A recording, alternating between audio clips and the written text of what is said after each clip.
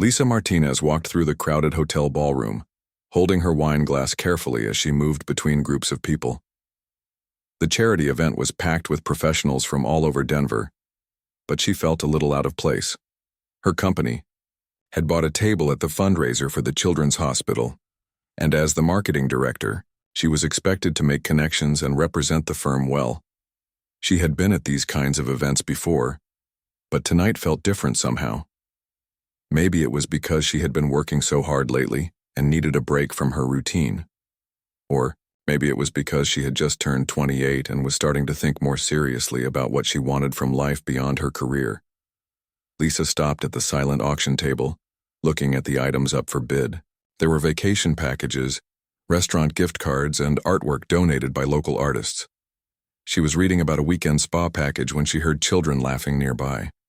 The sound was so pure and joyful that it made her turn around to see where it was coming from. In the corner of the ballroom, a small group of children in hospital gowns were sitting on the floor in a circle. They were patients from the Children's Hospital who had been brought to the event as special guests.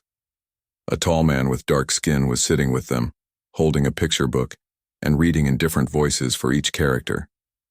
The children were giggling and clapping their hands as he made funny faces and sound effects. Lisa found herself walking closer to watch. The man was completely focused on the children, making sure each one could see the pictures as he turned the pages. He was wearing a simple black suit, but his tie had cartoon characters on it that matched the story he was reading. When one of the younger children started to get tired, he gently helped her lean against his shoulder while he continued reading. There was something about the scene that touched Lisa's heart. In a room full of adults trying to impress each other and make business deals, this man was giving his full attention to making sick children smile. She noticed how comfortable the children were with him, and how he seemed to know exactly what to say to keep them engaged and happy. When the story ended, the children clapped and asked for another one. The man smiled and picked up a different book, but first he looked up and caught Lisa watching from a few feet away. Their eyes met for just a moment, and he gave her a warm smile before turning back to the children. Lisa felt her cheeks get warm, but she stayed to listen to the second story. This time, the man had the children help him tell the story by making animal sounds and acting out different parts. Even some adults nearby stopped their conversations to watch and smile at the entertainment.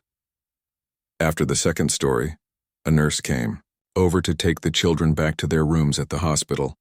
The man hugged each child goodbye and promised to come visit them again soon.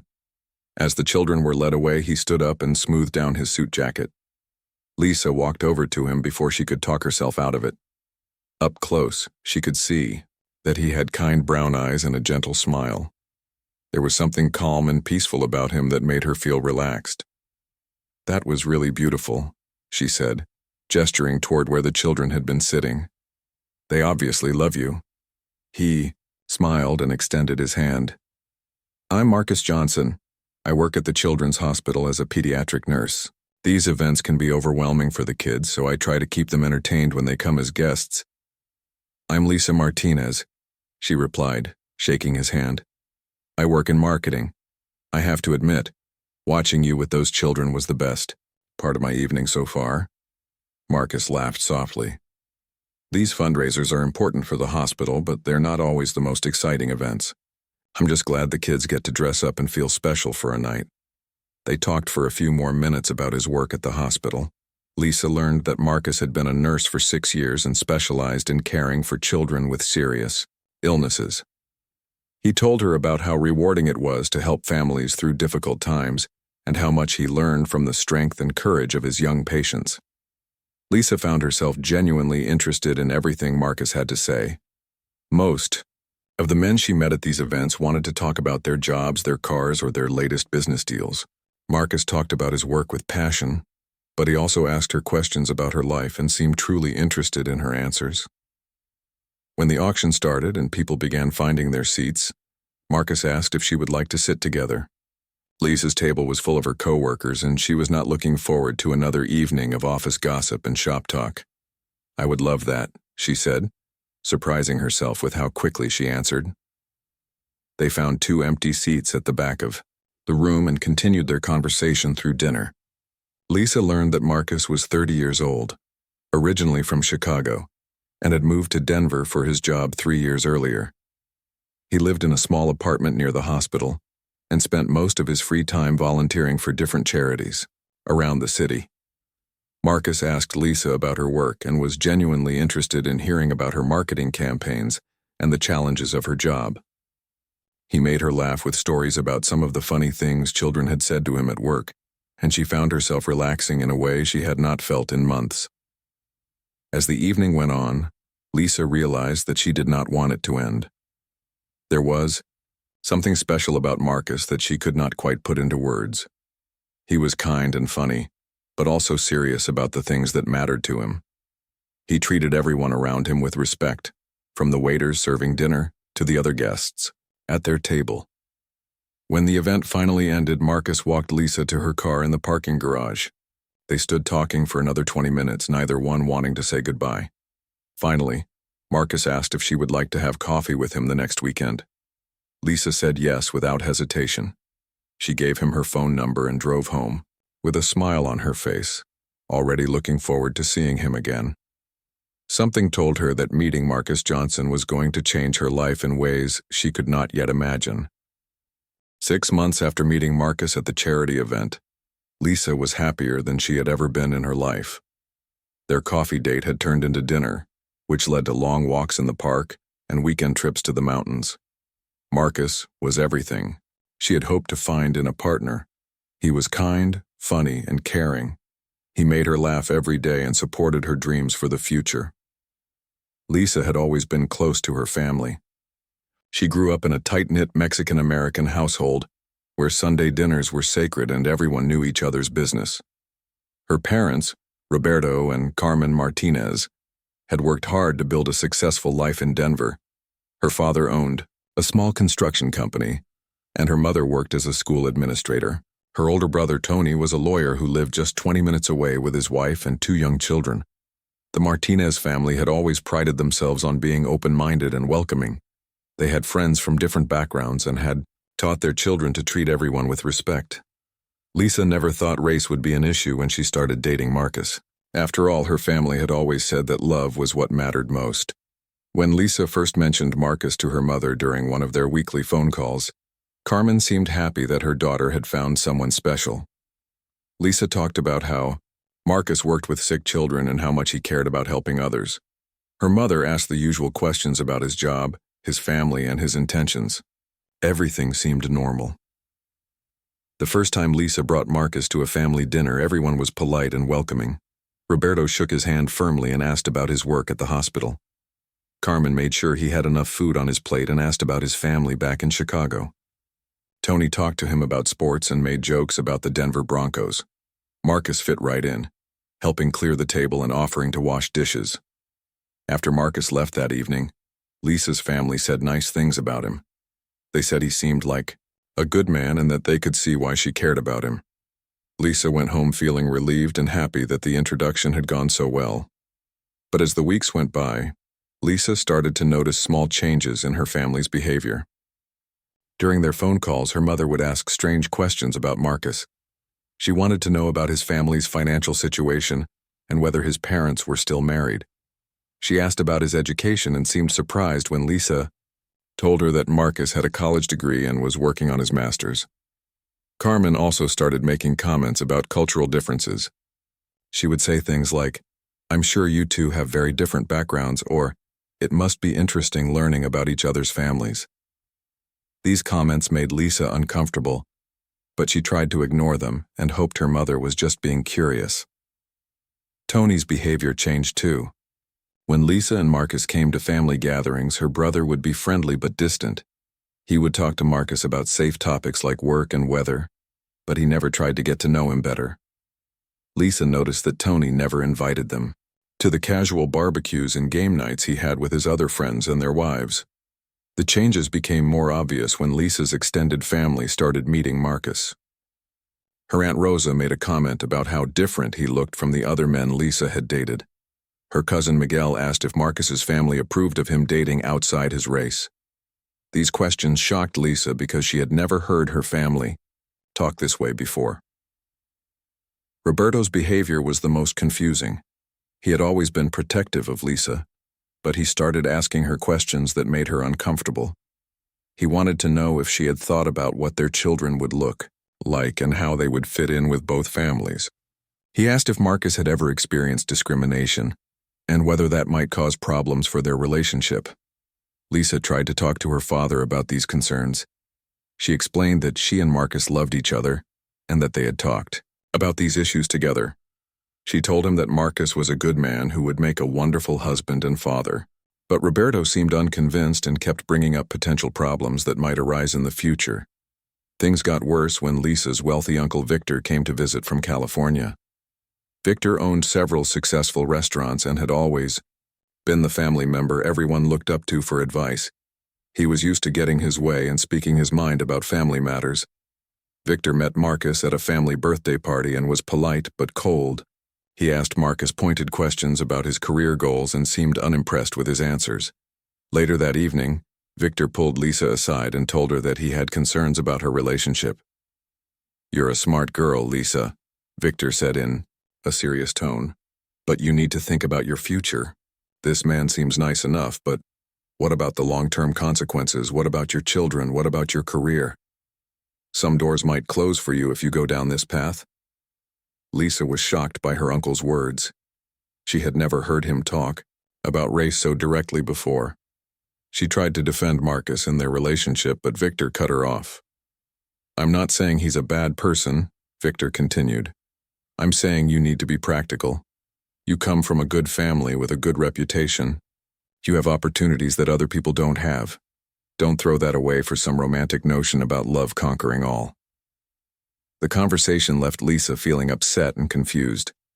She had always respected Victor's opinion, but his words felt wrong and hurtful.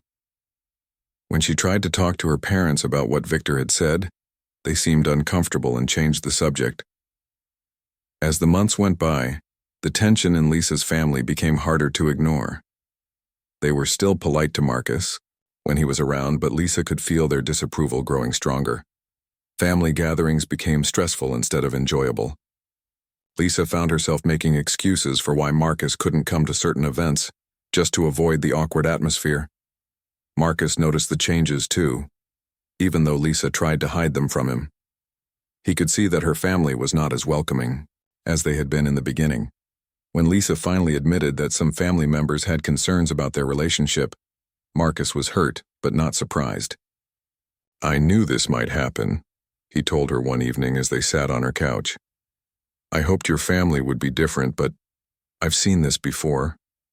The question is, how do you feel about it? Are you going to let their opinions change how you feel about us?" Lisa looked into Marcus's eyes and knew that her answer would determine their future together. She loved him more than she had ever loved anyone, but she also loved her family. The thought of having to choose between them was breaking her heart. Lisa was in her office reviewing marketing reports when her phone buzzed with a text message from her mother. The message was short but urgent. "Family meeting tonight at 7 p.m. Very important. Please come alone." Lisa stared at the message for a long moment. Her family had never called an emergency meeting before. Usually, if there was something important to discuss, they would bring it up during their regular Sunday dinners or phone calls. The fact that her mother specifically asked her to come alone made her stomach feel tight with worry. She tried calling her mother back to ask what the meeting was about, but Carmen did not answer. Lisa then called her brother Tony, but he just said that she needed to be there and that they would explain everything when she arrived. His voice sounded strange, like he was nervous or uncomfortable about something. For the rest of the day, Lisa could not concentrate on her work. She kept thinking about what could be so important that her entire family needed to meet on such short notice. She wondered if someone was sick or if there was a problem with her father's business. The idam thought that it might be about Marcus crossed her mind, but she tried to push that idea away. At 6:30, Lisa drove to her parents' house in the suburbs. She had grown up in this house and usually felt comfortable and safe there, but tonight something felt different. All the lights were on, and she could see her Uncle Victor's expensive car in the driveway. She was surprised to see him there because he lived in California and had not mentioned any plans to visit Denver. When Lisa walked through the front door, she found her entire family waiting for her in the living room. Her parents were sitting on the couch looking serious and uncomfortable. Tony was standing by the window with his arms crossed. Uncle Victor was sitting in her father's favorite chair, looking like he was in charge of whatever was about to happen. "Sit down, Lisa," her mother said in a gentle voice. "We need to talk to you about something very important." Lisa sat down in the chair across from her parents and looked around the room. Everyone seemed tense and nervous. No one was making eye contact with her except for Uncle Victor, who was watching her with a serious expression. "Lisa," her father began slowly, "we love you very much, and everything we are about to say comes from a place of love and concern for your future." Lisa's heart started beating faster. She knew this was going to be about Marcus. Uncle Victor leaned forward in his chair and took control of the conversation. "Lisa, we have been watching your relationship with this Marcus fellow for almost 2 years now. We have tried to be supportive, but we are very concerned about the path you are heading down." "What do you mean?" Lisa asked, even though she was starting to understand where this conversation was going. "We mean that this relationship is not in your best interest," Victor continued. "You are a beautiful, intelligent young woman from a good family. You have a successful career and a bright future ahead of you. But if you continue down this path, you are going to face challenges that you cannot even imagine right now." Lisa felt her cheeks getting hot with anger. "Are you talking about the fact that Marcus is black?" The room became very quiet. Her parents looked down at their hands and Tony turned to stare out the window. Only Victor continued to look directly at her. "Yes, that is exactly what we are talking about," Victor said calmly. "Look, Lisa, this is not about Marcus being a bad person. I am sure he is a nice man. But the reality is that interracial relationships come with problems that same-race relationships do not have. Your children will face discrimination. Your career might be affected. You will always be dealing with stares and comments from people who do not approve." Lisa could not believe what she was hearing.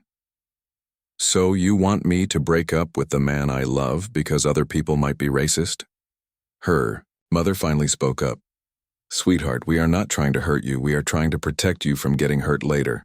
We have seen how hard life can be, and we do not want you to make it harder than it needs to be." Tony turned away from the window and joined the conversation. "Lisa, I have done some research on Marcus and his family. They seem like decent people, but they come from a very different world than we do. His father works in a factory and his mother cleans houses. They do not have the same opportunities and connections that our family has. How is that going to help your future?" Lisa was shocked by her brother's words. She had never heard him talk about people this way before. "Tony, I cannot believe you investigated Marcus behind my back. That is completely inappropriate. We had to know what we were dealing with," Victor interrupted. "And what we found out convinced us that this relationship needs to end before it goes any further." Lisa stood up from her chair, feeling angry and hurt. "I am an adult, and you have no right to interfere in my personal life like this." But Victor was not finished. He reached into his jacket pocket and pulled out a thick envelope. "Lisa, sit back down. We are not finished yet." Against her better judgment, Lisa sat back down. She could see that the envelope was full of cash. "This envelope contains $50,000 in cash," Victor announced. "It is yours if you agree to end your relationship with Marcus and give our family some time to help you find someone more suitable." Lisa's mouth fell open in shock. She could not believe what she was hearing. "Are you trying to bribe me to break up with my boyfriend?" "We prefer to think of it as an investment in your future," Victor replied smoothly. $50,000 is enough for you to take a nice long vacation to Europe. Maybe take some time to think about what you really want from life. We also have connections that could help advance your career in ways that might not be possible otherwise." Carmen leaned forward with tears in her eyes. "Baby, we are not trying to hurt you. We just want you to have the best possible life. We have worked so hard to give you opportunities, and we do not want to see you throw them away." Roberto nodded in agreement. "Lisa, we are your family. We know what is best for you. This Marcus seems like a good man, but he is not the right man for you." You deserve someone who can give you the life you were meant to have. Lisa looked around the room at her family members. These were people she had loved and trusted her entire life. They had always supported her dreams and celebrated her successes. But now they were asking her to choose money over love, and they were doing it because of the color of Marcus's skin. I need some time to think about this, Lisa said quietly, standing up again. Of course, Victor said, putting the envelope on the coffee table. Take all the time you need. But Lisa, remember that opportunities like this do not come along very often. We are offering you a chance to start over and make the right choice for your future. Lisa walked toward the door without saying another word. As she reached for the handle, her mother called out to her, Lisa, please think about what we have said. We love you, and we only want what is best for you. Lisa turned around and looked at her family one more time. If you really loved me, you would want me to be happy, and Marcus makes me happy. She walked out of the house, got in her car, and drove away. As she drove through the dark streets toward her apartment, Lisa's mind was racing. She could not believe that her family had just offered her money to leave the man she loved. She felt betrayed, hurt, and angrier than she had ever been in her life. But more than anything, she felt determined to prove them wrong. Lisa drove around the city for 2 hours after leaving her parents' house.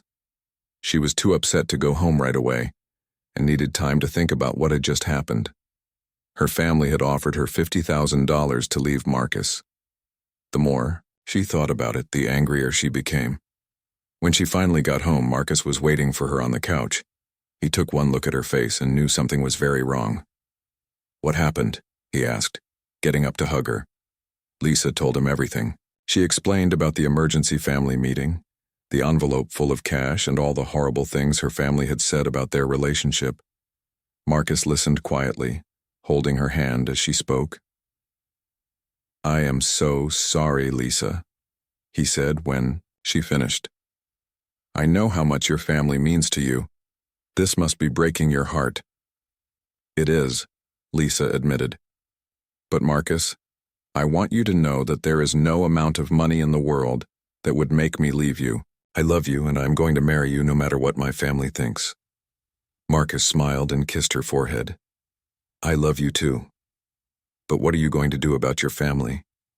You cannot just pretend this never happened. Lisa was quiet for a long moment, thinking. Then suddenly she sat up straight with a determined look on her face. I know exactly what I'm going to do, she said, and my family is not going to like it. The next morning, Lisa called her mother and asked if the family could meet again that evening. She said she had made her decision about their offer and wanted to give them her answer in person. Carmen sounded relieved and told her that everyone would be there at 7 o'clock. Lisa spent the day preparing for the meeting. She thought carefully about what she wanted to say and how she wanted to say it. She also made sure her phone was fully charged and ready to record video. That evening, Lisa walked back into her parents' house for the second time in 2 days. Her family was waiting for her in the same spots as before. Uncle Victor still had the envelope of money sitting on the coffee table. Lisa, her father said as she sat down, we are so glad you came back. We were worried that we had upset you too much yesterday. We love you so much, her mother added. We just want you to make the right choice for your future. Lisa nodded and looked around the room at each family member. I want to make sure I understand your offer correctly, she said in a calm voice. You are offering me $50,000 to break up with Marcus because he is black. Is that right? Victor shifted uncomfortably in his chair. Lisa, it is more complicated than that. We are concerned about your future and the challenges you will face. But the main reason you want me to leave him is because he is black. Lisa pressed. Yes or no? Her family members looked at each other nervously. No one wanted to answer the question directly. Answer me, Lisa said more firmly. Is the color of Marcus's skin the reason you want me to break up with him? Finally, Victor nodded. Yes, among other things, that is a major concern. Lisa pulled out her phone and started recording a video. Her family looked confused and alarmed. What are you doing? Tony asked. I am recording your answer, Lisa said, pointing the camera at Victor. Uncle Victor, can you please repeat what you just said about why you want me to break up with my boyfriend? Victor's face turned red with anger. Turn that thing off right now. No, Lisa said calmly. You were brave enough to say these things to me in private. Now I want you to say them on camera. Tell everyone watching this video why you offered me $50,000 to leave the man I love. Her mother started crying. Lisa, please do not do this. You are going to ruin our family. Lisa turned the camera toward her mother. Mom, please explain to everyone why you think I should take money to break up with Marcus. Carmen covered her face with her hands and refused to speak. Lisa turned the camera toward her father. Dad, do you agree with Uncle Victor that I should leave Marcus because he is black? Roberto looked very uncomfortable. Lisa, this is private family business. You should not be recording this. This stopped being private family business when you decided to bribe me, Lisa said firmly. Now answer the question. Do you think I should leave Marcus because of his race? Her father looked down at his hands and mumbled, We just think you would be happier with someone more like us. Lisa turned the camera toward Tony. And what about you, big brother? Do you think I should take this money and leave Marcus? Tony was getting angry. Lisa, stop this right now. Delete that video. Not until you answer the question, Lisa said. Do you support bribing me to leave my black boyfriend? Tony stood up and tried to grab the phone from her, but Lisa stepped back quickly. So you are all too embarrassed to repeat on camera what you said to me yesterday, Lisa said, still recording. That tells me everything I need to know about how you really feel about your actions. Victor stood up and pointed at her. Young lady, if you post that video anywhere, you will be out of this family forever. Lisa smiled at the camera. Did everyone hear that? My uncle just threatened to kick me out of the family if I share this video of them trying to bribe me to leave my boyfriend because he is black. She turned the camera back to herself. My name is Lisa Martinez, and yesterday my family offered me $50,000 to break up with my boyfriend Marcus Johnson. The only reason they want me to leave him is because he is African American. They think that money can make me choose racism over love. Lisa paused and looked directly into the camera. Well, I have news for them and for anyone else who thinks like they do. Love is more powerful than money, and it is definitely more powerful than racism. I am going to marry Marcus Johnson, and I am going to post this video so the whole world can see what kind of people my family really are. Her family was in complete panic now. They were all talking at once, begging her to delete the video and trying to explain that they were not racist people. Please, Lisa, her mother cried. We are not bad people. We just want what is best for you. Lisa stopped recording and looked at her family with disappointment. What is best for me is being with someone who loves and respects me. What is best for me is not having to choose between money and happiness. And what is best for me is not being part of a family that thinks skin color is more important than character. She picked up the envelope of money from the coffee table and threw it at Victor's feet. Keep your money. I do not want anything from people who think love can be bought and sold. Lisa walked toward the door for the second time in 2 days. This time she knew she might never come back. Lisa, wait, her father called out. Do not do this. Think about what you are doing to our family. Lisa turned around one last time. I'm not doing anything to our family. You did this when you decided that your prejudice was more important than my happiness. She walked out the door and got in her car. As she drove away, Lisa felt scared but also proud of herself. She had stood up to her family and defended the man she loved. Now she was going to let the whole world know what had happened. Lisa sat in her apartment staring at her phone for almost an hour after she got home from her parents' house.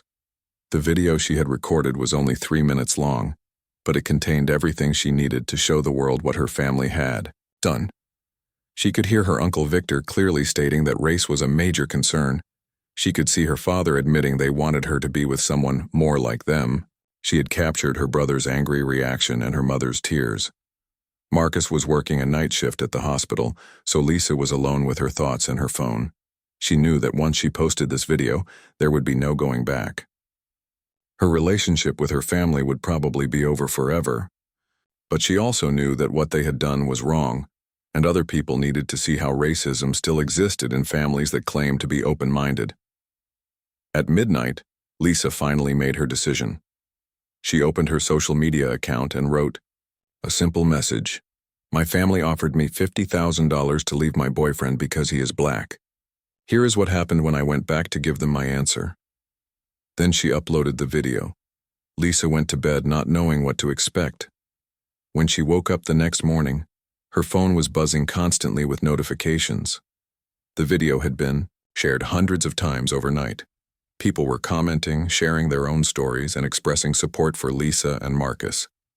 By lunchtime, the video had been viewed over 50,000 times. Local news stations were calling Lisa's phone, asking for interviews. Her work email was full of messages from strangers who had seen the video and wanted to share their support. Lisa called Marcus at the hospital to tell him what was happening.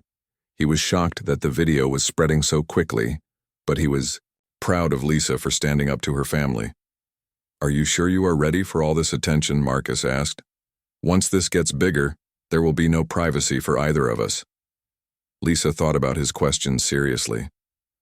I am scared, she admitted. But I think this is important.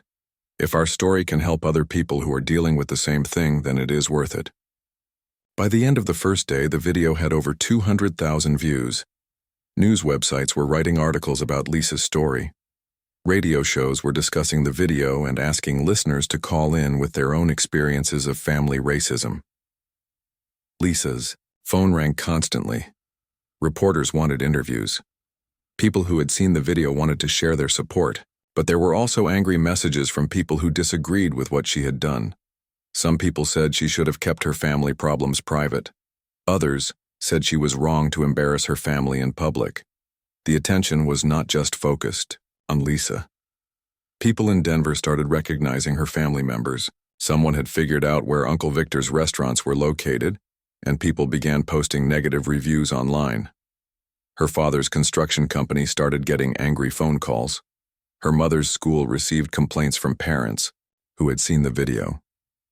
Lisa felt bad about the problems her family was facing, but she also felt they had brought it on themselves. They had made the choice to offer her money to leave Marcus. They had made the choice to be racist. Now they were facing the consequences of their actions. 3 days after posting the video, Lisa received a call from a national television news show. They wanted her to come on the show to talk about her experience. Lisa was nervous about appearing on television, but she decided it was important to share her story with an even bigger audience. The television interview went well. Lisa spoke calmly about what had happened and why she had decided to post the video. She talked about how racism still existed in many families, even when people claimed to be accepting of others. She also talked about how much she loved Marcus and how excited she was to marry him, despite her family's objections. After the television interview, the video went viral around the world. It was shared millions of times on different social media platforms. News websites in other countries wrote articles about Lisa's story. People from all over the world sent messages of support. The attention also brought some unexpected positive results. Several companies reached out to offer Lisa better job opportunities. A publisher contacted her about writing a book about her experience. A nonprofit organization that helped interracial couples asked if she would consider becoming a spokesperson for their cause. But the most surprising result came from Lisa's own extended family. Her cousin Angela, who lived in Texas, called to apologize for not speaking up sooner. Angela had always disagreed with the family's attitude toward Lisa's relationship, but she'd been afraid to say anything. After seeing the video, Angela realized she should have supported Lisa from the beginning. More family members started reaching out. Lisa's Aunt Maria called to say she was ashamed of how her brothers had acted.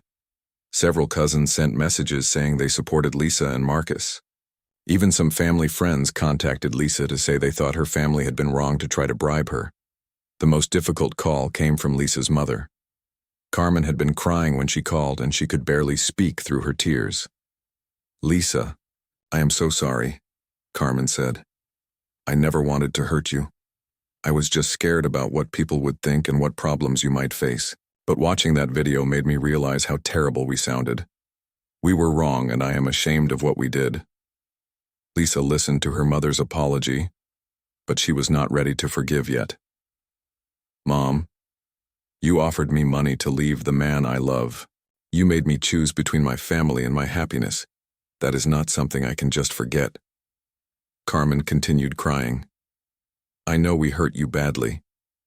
Your father and I have been talking, and we realize we made a terrible mistake. We want to try to make things right, but we do not know how. Lisa told her mother that she needed more time before she could even think about rebuilding their relationship. She said that her family would need to prove they had really changed. Their attitudes, not just their public behavior. 6 months later, Lisa and Marcus had their wedding. It was a small ceremony with close friends and the family members who had supported them throughout the controversy. Lisa's parents and brother did not attend, but several cousins and her Aunt Maria were there to celebrate with them. The wedding was beautiful and joyful. Lisa wore a simple white dress and Marcus looked handsome in his black suit. They wrote their own vows, promising to support each other through any challenges they might face. When they kissed at the end of the ceremony, everyone cheered and cried happy tears. Lisa's viral video had led to something wonderful. She and Marcus started a non-profit organization to help other interracial couples who were dealing with family problems. They provided counseling, support groups, and resources for people who were facing similar situations. Lisa also began speaking at universities and community events about racism in families. She shared her story and encouraged other people to stand up against prejudice even when it came from people they loved. A year after the wedding, Lisa's father called her. Roberto had been attending counseling sessions to understand his own prejudices and learn how to be a better person. He asked if he could meet Marcus properly and try to build a relationship with his son-in-law. Lisa agreed to meet with her father, but she made it clear that rebuilding their relationship would take time and effort. She said that he would need to prove through his actions that he had truly changed his attitudes about race and relationships. The meeting went better than expected. Roberto apologized sincerely to both Lisa and Marcus. He admitted that his prejudices had been wrong and that he had nearly destroyed his relationship with his daughter because of his narrow-minded thinking. Lisa's story had a powerful impact that reached far beyond her own life. The video helped start important conversations about racism in families across the country. It showed other people that they were not alone in facing these problems and that it was possible to stand up for love, even when it was difficult. Most importantly, Lisa and Marcus built a strong, happy marriage based on love, respect, and shared values. They proved that love really could overcome prejudice, but only when people were brave enough to fight for it.